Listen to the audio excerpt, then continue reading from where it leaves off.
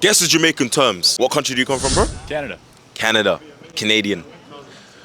North American. You know any Jamaican terms? I know a few. All right, cool. I'm gonna give you 2 Jamaican terms, yeah? Sure. And I want you to translate it what it would be in English, all right? Frownsy. Say again? Frownsy. Phronsie. Frownsy. Frownsy, like a frown? Frownsy. Use it in a sentence. Language of Now, origin. alright. Now you there over there, so? In Frownsy. In Frownsy.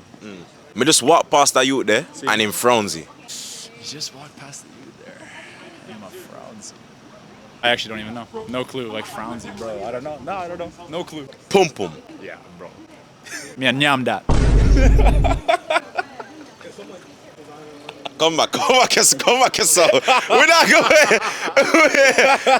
with that one there. What you mean by nyam? We nyam that. What you mean by that? Man, you nyam pum pum? See? Have a nice day. Execute yourself, please, sir.